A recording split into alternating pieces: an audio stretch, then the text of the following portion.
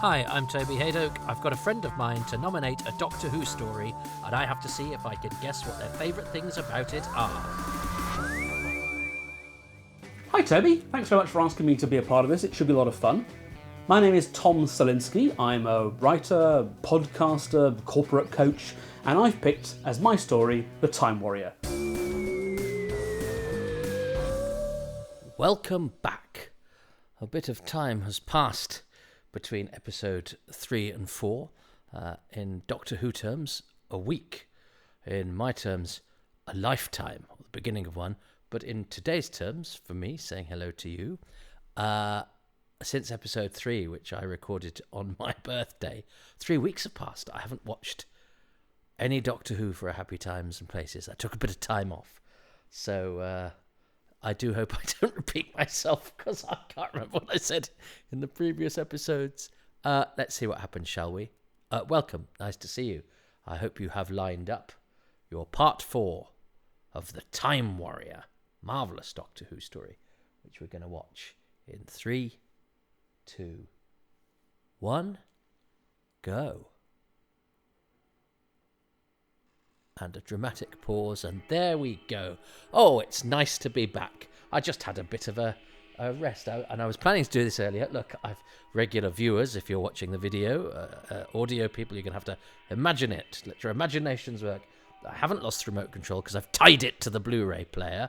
But then I spent ages because I'm recording on an Apple product. And of course, Apple products are all compatible, except for when they bring a new one out, it all has different ports to plug in. You need all sorts of different adapters to make the old cables work with the new thing, which I think, is an executable offence and will be when I rule the universe. Look at that costume. I love the cliffhanger. You actually see his face go red. There's a slight pause to give Sarah time to get there, but it works. It works. The Doctor is hit. That costume is great. A man, a scientist in his pyjamas, collapses to the floor. Never mind your Yeti on the loo in Tooting Bec, which is what John Pertwee always used to advocate as the ideal Doctor Who thing, an incongruous thing in a familiar setting. Well, the incongruity here is a familiar thing, the man in his pyjamas, and he's in a medieval castle surrounded by technical bumf. And then we get a close-up of Lynx with his hairy eyebrows, that very malleable face. I love this. I think it's a really quality production with a brilliant performance inside a superb mask. And then the batty old Professor Rubish gets his moment. To see the Sontarans have a probic vent. I bet on Sontar, when they bring out their new charging equipment, they don't bring it out with a different jack to stick in the back, and they have to get an adapter, otherwise they won't work. Because that would be ridiculous, wouldn't it? And that would belie the idea of convenience, which is what all this is supposed to be about. Don't even get me started on the doors here, which are modern doors, so they have 3 locks, so that means 3 times more likely to break. Anyway, they've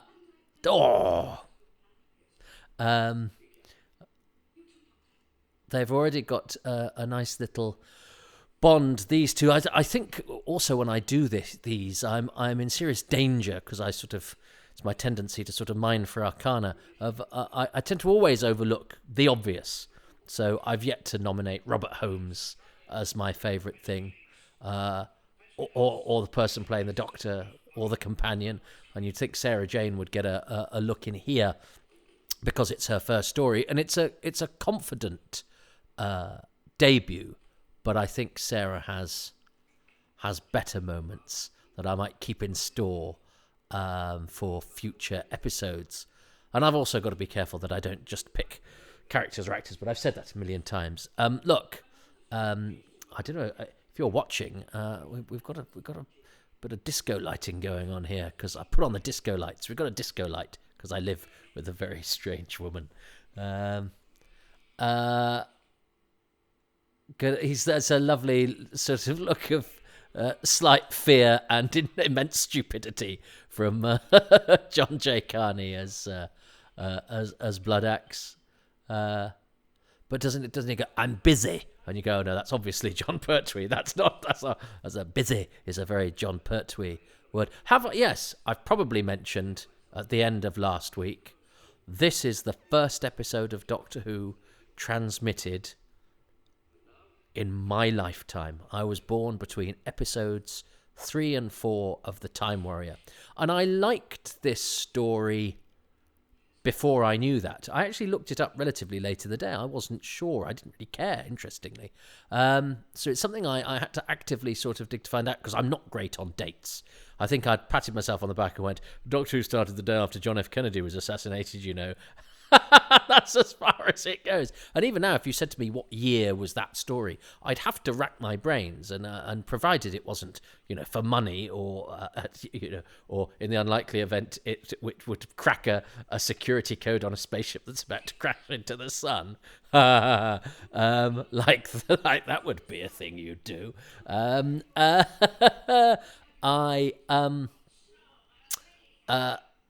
I'd probably get there, but it would take me a while. Now, there was always a thing about... Remember there was a thing in Matrix Databank in Doctor Who magazine about anachronistic potatoes. And then when Doctor Who was, given proper scholastic observation, it was revealed that actually the anachronistic potatoes are very hard to discern. So we can strike that off the goofs list, everybody.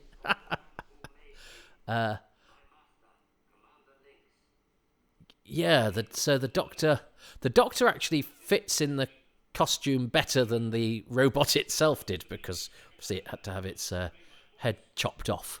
It's I think it's probably the least successful aspect of the story, the android, and it's a bit of fun, but it's and you can sort of see you can see the Doctor's face beneath the mask, but that's all right. It's the sort of thing the Doctor needs to do to get out of trouble. Disguise himself as a robot. It's his sort of ingenuity and thinking outside of the box. But it's certainly not going to be my pick of the things. I've been thinking about this as well, because I've picked cliffhangers twice, and I've picked Iron Gron and Blood Axe, and I've got to pick two things for this. Tom Salinsky's response is all fired up, and bless him, I've noticed he's also recorded a shorter introduction, because on the later episodes I don't have the full introduction to the person. I usually cut it down, and he's provided me with that. So aren't people good? I'm really love the way that people have kindly responded to this piece of frippery that I'm doing, that I hope is entertaining. Good old sword fight. Of course, a sword fight now is a much easier thing to do with, editing but I suppose all of these actors were well versed in stage fighting. But I'm not sure there've been many really, really good sword fights in Doctor Who, because they all have to be done in one take with a multi-camera setup. Now, one of these kitchen wenches is Bella Emberg, better known as Blunder Woman in Russ Abbott. So when I was growing up, she was very much a TV mainstay. So the idea that she would have an uncredited cameo appearance in Doctor Who was very exciting, because one always wanted to get validation for a program that was that had a bad reputation, was want to have the mickey taken out of it by her mates by saying, but it's associated with this thing that we know.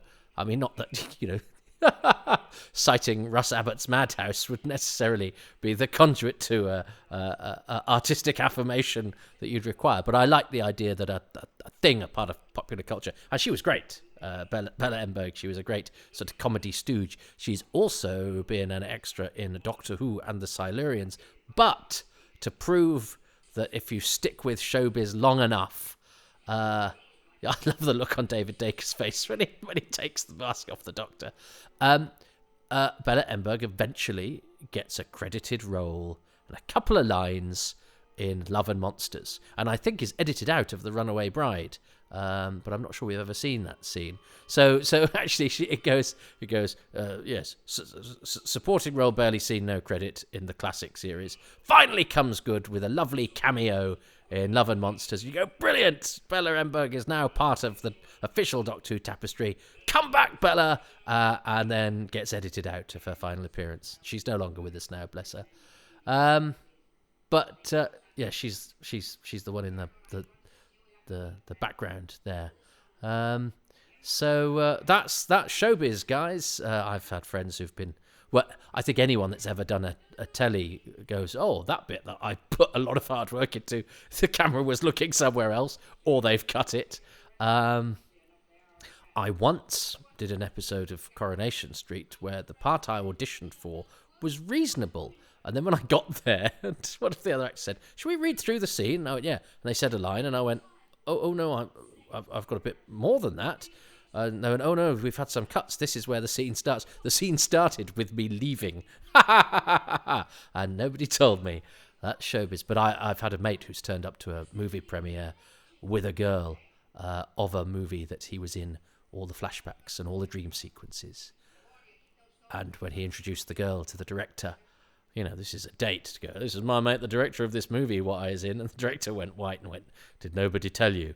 The dream sequences and the flashbacks had all been cut. But my friend has had a great career. It's just one of those old pitfalls. Good old Sarah, she's plucky, isn't she? And that's a difficult ask to pull off that distraction trick. But they pulled it off. And one of these extras here is George Ballantyne, who was a sort of perennial fixture. I think Peter Davison talks about him in one of the DVDs. He was a sort of perennial fixture at the BBC. Often wore sort of round spectacles and was a sort of genial character actory type. There he is. He's the one at the control panel nearest us when Ruby stuck down. But he finally gets a couple of lines in Snake Dance and a credit. So again, George Ballantyne, who is in loads of Doctor Who's behind the scenes, he comes good in Snake Dance as the hawker trying to sell a toy snake to Tegan near the end of episode 1.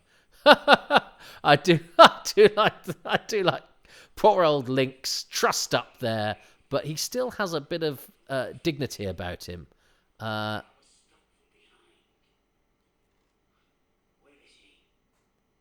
Yeah, and I look at that mask. That John Friedlander, I don't think I have credited, deserves an enormous amount of... And interesting, because he was a sort of name very much associated with Doctor Who. He did the Davros mask and that sort of thing. And I think he was the sort of helped pioneer the half mask idea, where you still got the performance, but you also got the alien features. And latterly, he's not been interviewed or seen. I never knew how to get in touch with him. And he's somebody I would add to the list of sort of unsung heroes of Doctor Who that I think deserves perhaps a bit of better coverage. That latterly, we sort of miss. Is he on? He might be on a couple of the DVDs, but not enough. And I presume either because he couldn't do it, or was poorly, or didn't want to, or whatever. But there was certainly no ill disposition, as far as I'm aware. The story is treading water a little here, but but it doesn't really matter, because Irongron is enjoying Doctor Who, and John Pertwee is all that brilliant stuff of sort of keeping his cool while these idiots are shooting at him with weapons out of their time.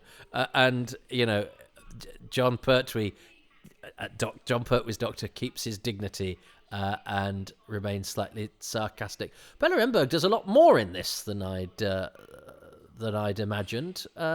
Get some good face pulling there. I think in my head she was just in a couple of shots in the background, but she got a reasonable slice of the action there. More than she got in The Runaway Bride. But because of course this is the beginning of the Sondheim. I can't remember if I finished the story about that book I got of Giles Brandreth's. I know I went down the path of wanting Alan Bromley to be my name, but the main reason I mention that is because the picture of Elizabeth Sladen in this costume in that Doctor Who magazine was a brilliant sort of half-page picture of her, and she absolutely stole my heart, and I fell in love with her.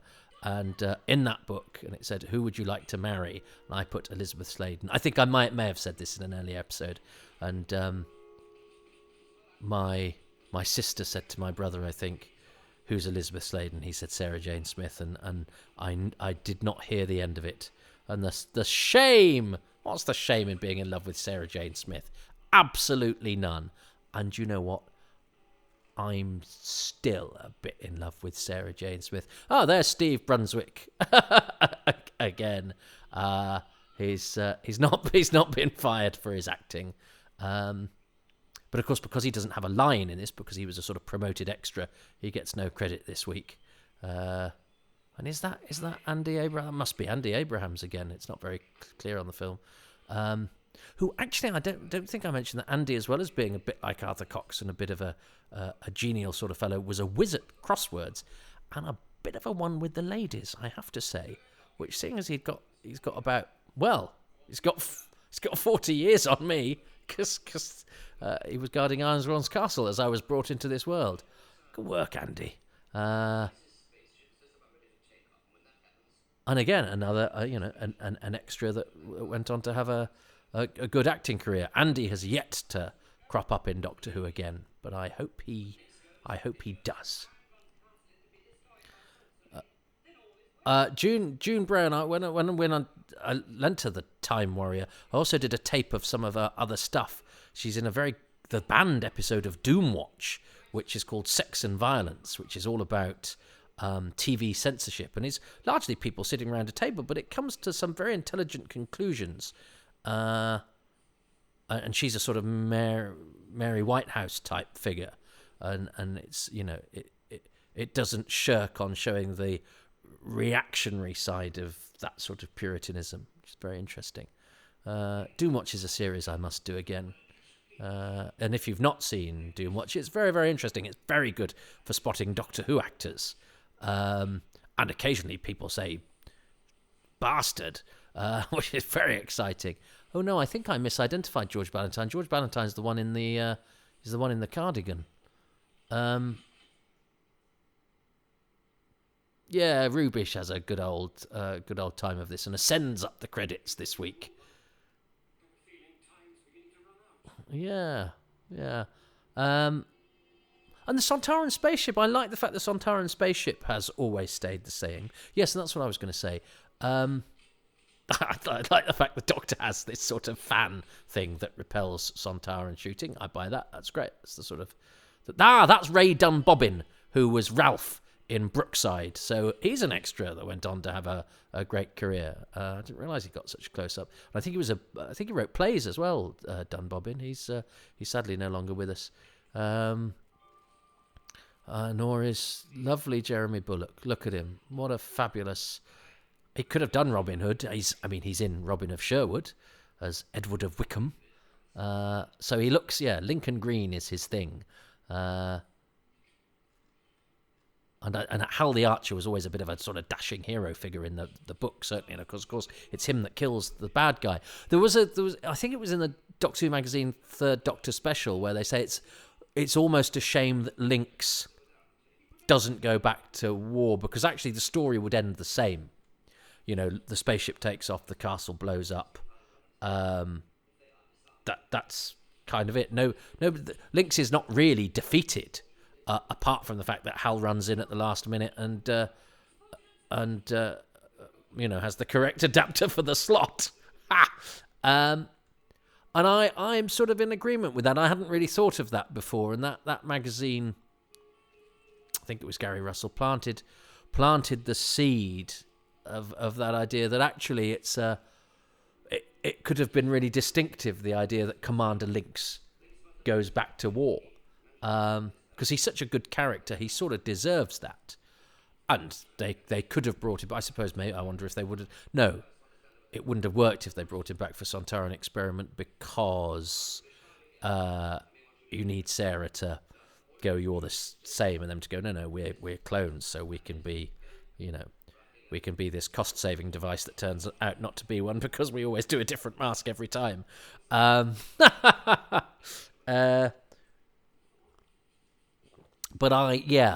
I think I'd have been comfortable with the idea of Lynx going back to battle, because you actually rather like him. There's no guile to him. He's perfectly honest and straightforward. He doesn't betray Iron Gron. He's slightly contemptuous of him, but he sort of keeps his part of the bargain. I like the fact that he's amused by Iron Gron, but he also doesn't take any rubbish from him. 100 miles from this, can I be concerned with the fate of primitives? That's the quote in the Doctor Who magazine, Third Doctor Special, because it had a quote from each story above the review. And that's a great image of that brilliant costume, sort of at the head of the table of these, medieval hams. And I mean that in an entirely complimentary way. They're playing the parts exactly as they should, with exactly the level of gusto required. I think that extra who falls asleep does so slightly too suddenly, and then can't quite settle.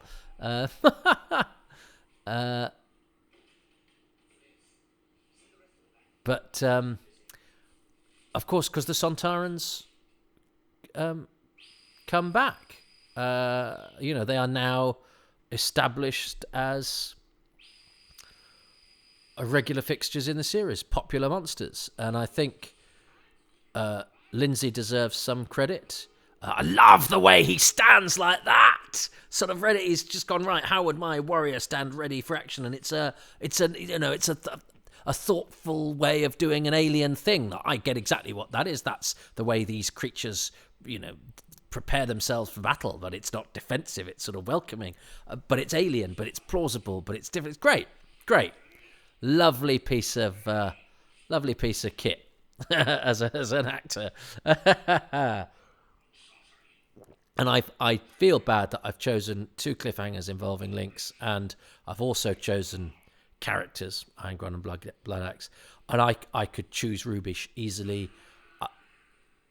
and I've sort of, as I say, I've chosen the cliffhangers with Lynx, but I can't not choose Lynx as one of the things, because I think Kevin Lindsay is utterly brilliant. Donald Pelmy is good. I mean, there's so much. Look, that's a great Terry Walsh, I'm sure, flying through the air and landing on.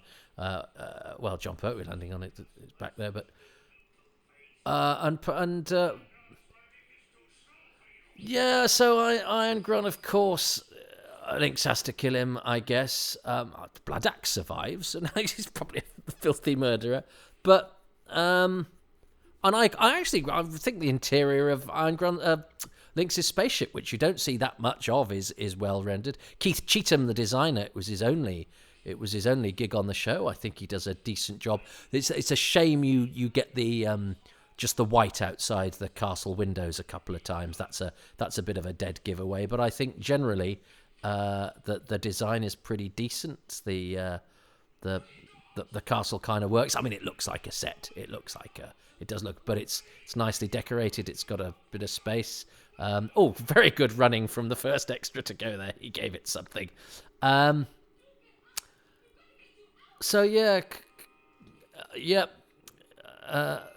Obviously, not made by Apple there. Hal's arrow, but Lynx at least gets to take off. But yeah.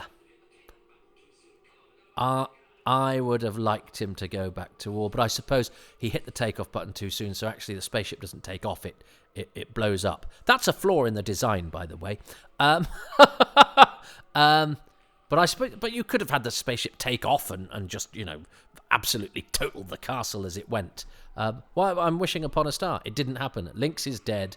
Cut from the castle to some stock footage. I think that's actually pretty well done. I think it's a quarry rock face falling, but I think the cut is enough. And on the DVD, they replace it with some not very good CGI explosions. Sorry, DVD guys. But it's one of those examples, I think, where actually the original was perfectly fine. And I know Barry Letts hadn't been particularly happy. And it's perhaps a sign that sometimes you should ignore the original production team, because I think that was fine. But Barry Letts was perfectly entitled to ask for it as an alternative, which it is on the disc. But I watched the original. Oh, that's flown by. I mean, I was a bit because I dropped the ball on this. I was a bit reluctant. I kept sort of putting it off slightly and going, as I say, I've sort of lost the momentum. Dear Jeremy Bullock, he did, and as I say, I forget some. I might have said everything I've said tonight in the previous 3 episodes. Jeremy Bullock had exquisite handwriting. It was very so there we go. Links and Professor Rubish, top of the credits there. I love that story. I think it's the perfect blend. It's very, very funny.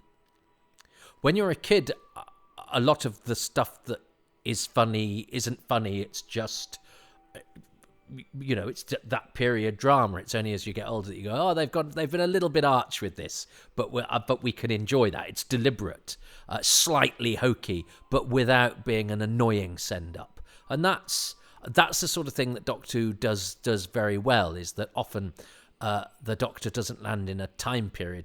The Doctor lands in a sort of genre, and he landed on the planet Cod Medieval there. But that's okay. That's okay, because the actors are good enough that David Dacre gives a very, very funny performance, but it's not a silly performance. It's not stupid. In his own terms, Iron Gron and Blood Axe 2, in their own terms, they are believable within the world that they create for us, and killingly funny, I think, in places, and yet never at the expense of the drama. You never don't think that Iron Gron, silly as he is in places, is capable and willing to kill the Doctor. And that's, I think the judgment there is good. So again, hats off to Alan Bromley, who, as I say, I remember Elizabeth Sladen saying, he wasn't the ideal director for Doctor Who, and there's nothing there that suggests to me that he wasn't. I think he does a really decent. I'm not going to deed poll anytime soon. I think, as I say, the story needs a couple of little bits that it could lose, the robot knight is not the most convincing aspect of it, but I can live with it. I still think it's a 10, if not a 10, a high 9 out of 10. And I very rarely give full points, just because I'm if not a glass half full, a glass is never entirely full. Even if I get a full glass, I've spilt a bit on me, probably on a new suit or a freshly pressed shirt, before I've even sat down, because that's my life. Which began just a few days before the episode we've just watched aired. So, look, so I'm going to have to get back to this. Obviously, I've recorded this, in the new year. I don't know how far ahead this will be released. So we're just into lockdown 3. Gosh, by the time you listen to this, you could be in lockdown 4, or who knows? They'll have actually rebooted the whole lockdown franchise, and it'll start again with the lockdown. Or we could all be living in a nirvana where we can go to discos and lick each other's eyeballs and send our children to school. However, what has not changed is what Tom Salinsky recorded for me whenever it was that he sent me this. I've not seen it. This one says Part 4 reaction and bonus and plugs, because that's what I ask people to do, for the Part 4, is to choose a thing from Part 4, a bonus thing, and then to plug their wares. A lot of people haven't been. But Tom, it seems like he will be, and good, because he does much that is worth plugging. My things, I'm going to choose, with an honourable mention to Robert Holmes, who I will pick for some of his stories, and it goes without saying, I think he, of the original series writers, is the one that speaks Doctor Who most fluently. I think he gets the show. He is simpatico with all of the elements that make Doctor Who work. And with an honourable mention to Donald Pelmere, one of Doctor Who's nonagerians, still going as I record this, and I think is probably 92, 93 now. And I do like Professor Rubish, and I've seen him get a couple of bad reviews, and I think they're wrong. I think he's funny, he's dotty, and he pitches it just right. And he's good fun. And he gets the moment where he whacks Lynx with the baseball bat. Love that. But I was resisting choosing Lynx because he's in Cliffhanger 1, Cliffhanger 3. But they're both such good cliffhangers that it seems unfair, because Lynx, the mask is brilliant, the costume is excellent, they both fit very, very snugly, which isn't always the case with the Sontarans. And add to that, I think one of the best, and you've got stiff competition when you come to Michael Wisher as Davros, who is just so good and out of this world. Spoilers ahead for when we do. Nobody's chosen Genesis yet, This week, I've been sent videos that I haven't watched, but they're ready to go, for The Dominators and Underworld. And nobody has chosen Genesis of the Daleks. But I think Kevin Lindsay is probably the closest rival in the whole of the classic series to Michael Wisher as the best, man in a monster suit performance, which is a different skill to pull off than giving a performance from not behind a mask. When I say monster suit, I mean covered in latex as well. I think those two are in a different league. They do so much with it, and that's a real skill. That's a real acting skill. So it has to be Lynx. He's a brilliant creation, and there's nothing about him that is wrong. From his hairy eyebrows to his sticky out tongue to his mask within the helmet, to the costume to his flag to his translation device to the performance. Perfect. Brilliant villain. Brilliantly rendered. So my thing for part 4, but it stretches across the story, is Lynx, because it's his last hurrah. Commander Lynx going back to war.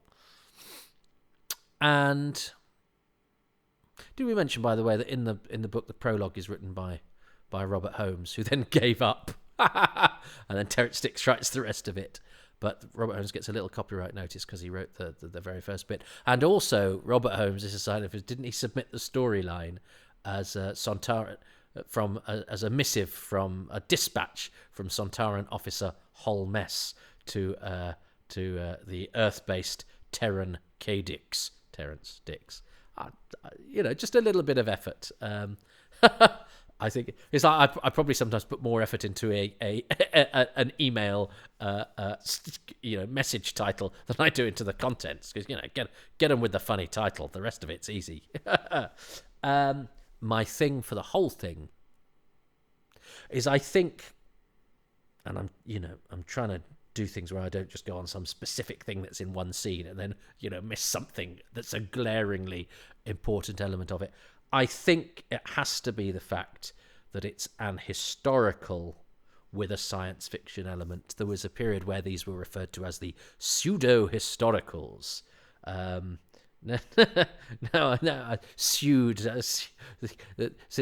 the word since Pseudo's corner in Private Eye, I know pseudo is an entirely different word, but I just imagine somebody sitting around being very pretentious about 1066.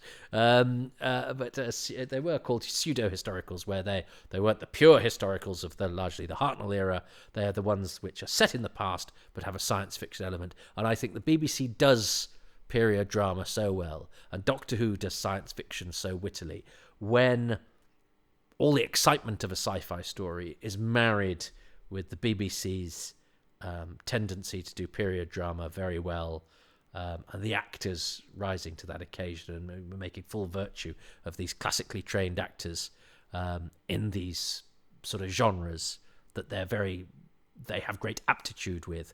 I think the fact that it's a pseudo-historical is a great key to its success. Watch him now choose Robert Holmes and Professor Rubish, who were my 12th and 13th man, respectively. Let's see what Tom says. And he's reacting as he watches it, like I am. And I think he's one of the first people to do that, because I think most people have just gone, oh, well, maybe not. I don't know. Stop waffling. Well, that was a lovely way to spend a couple of hours on a Friday afternoon. It's actually New Year's Day here, so I'm shortly going to sit down and watch Jodie Whittaker as the Doctor. But what a pleasure to catch up with this story again. It is just absolutely fantastic. And I'm struggling slightly to pick out something specifically from episode 4, so I'm going to cheat a little bit and say Irongron. I'm slightly disappointed he doesn't get to take down Lynx at the end. There's such a lovely push and pull in his character. You know, he runs away and then turns around and blames his troops for his own cowardice. He brags about how he could have taken Lynx down to Bloodaxe just after having been physically bested by him. But then he does turn around at the end and say, no, I'm going to have my revenge. And yet he doesn't. And I'm slightly disappointed by that. We don't even know for sure he got out of the castle alive. We can only assume that he did. But David Dacre's performance and Robert Holmes' dialogue together just make an absolutely indelible character. And by picking Irongron as my favourite aspect of episode 4, that frees me up to pick Elizabeth Sladen as Sarah J. Smith for my bonus favourite. There's a reason why she's such a favourite companion. There's a reason why she's the one companion from the classic series who got brought back, unless you count K9. She just is magnificent. This is a wonderful debut. I believe Elizabeth Sladen did say that she was disappointed that Sarah was never as strong as she was here. And yes, some of the stuff about women's libs seems a little bit dated now, but she makes such an impact. It's so impressive. What a wonderful story this is, and what a pleasure to watch it again. Well, Sarah Jane Smith, I mean, I've got to remember, of course, that everyone doing this is just doing the one story, whereas I will be doing everything. So I go, well, I will save Sarah Jane for another time. Of course, he's not going to save Sarah Jane for another time because he's not doing another story.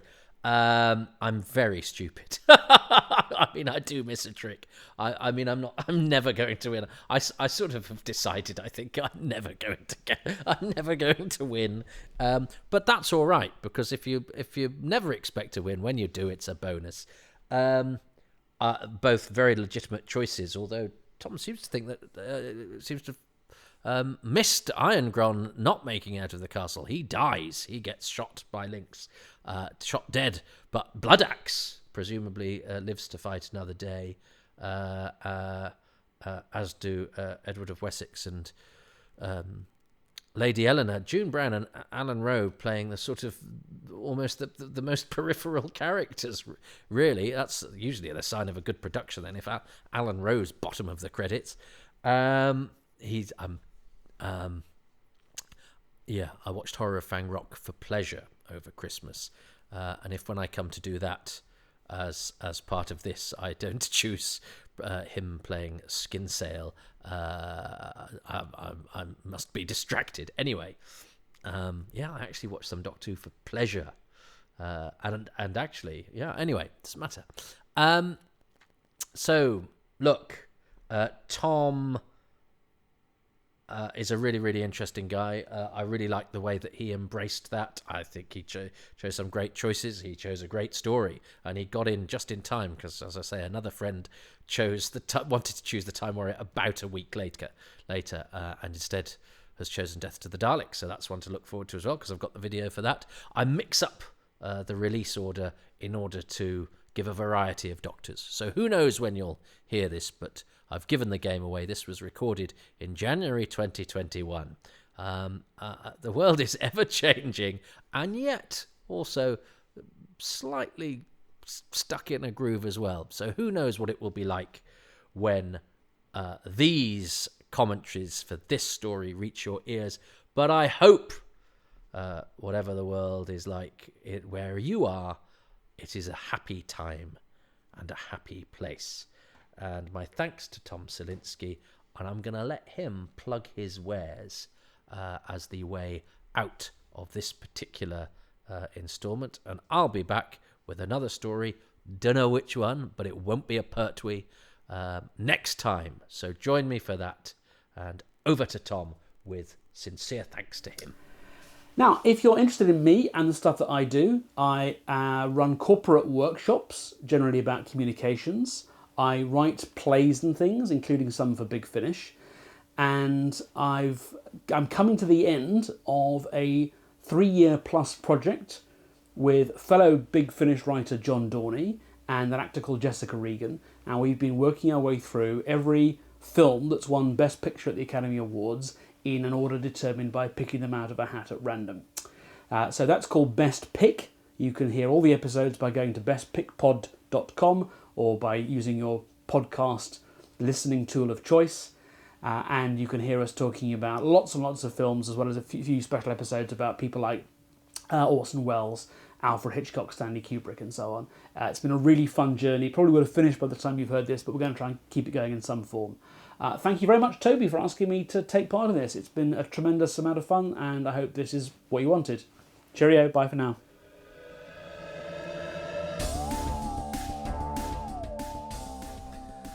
Oh, listen, thanks ever so much for listening to this podcast, which is called Happy Times and Places, and it's presented by me, Toby Hadoke. Special thanks too to my guest, Tom Salinsky, who you can follow on Twitter at Tom Salinsky. I would always show my probic vent to any subscribers to my Patreon page, and currently hitting the bullseye there are a number of people, including Jim Sangster, Dave Stevens, Adam Stone, Paul Taylor-Greaves, Sidney Trout, John Turner, Gary Wales, Alistair Wallace, Peter Ware, Kevin West, Rich Wiggins, John Williams, Sidney Wilson, and Pascal Zierka. The music for this podcast is by Dave Gates, and the podcast artwork is by Dylan Patterson. And you can follow Toby Hadoke's time travels on Twitter at Hadoke Podcasts. If you would like your name read out on the credits, well, you can become a patron for as little as £3 a month, which gives you access to exclusive videos and exclusive audio and early releases of all of these podcasts. They're currently 2 or 3 months ahead of what you listen to on your podcast apps. And you can go there, www.patreon.com/Toby Hadoke, and it will tell you what to do. If you do not fancy being a monthly subscriber, although actually if you sign up for a year at the moment, you get a 10% discount. But look, you can do a one-off payment at ko-fi.com/Toby Hadoke, but you don't have to pay anything at all. I'm very grateful to you for listening and for downloading. But you know what's free? To leave a 5-star review or a lot of lovely comments at whatever podcast receptacle you find these in. That would do me all sorts of favours and make my algorithms the swankiest algorithms of cyberspace town. So do that then.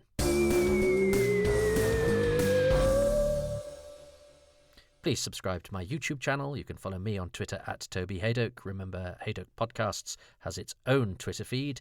And you can go to my website, which is www.tobyhadoke.com. And I run a comedy club every Tuesday night in Manchester. But it's called Excess Malarkey, and it hasn't got a building as I speak because there's a plague on. So we've taken it online to twitch.tv/Excess Malarkey. If you're listening to this sometime after this plague business has all been forgotten about, look online. It'll show you where our building is. But if we're still in the grip of pestilence, twitch.tv/Excess Malarkey every Tuesday, totally free, 8 p.m. GMT, and I will be introducing 4 of the best comedians from the international comedy circuit doing funny stuff.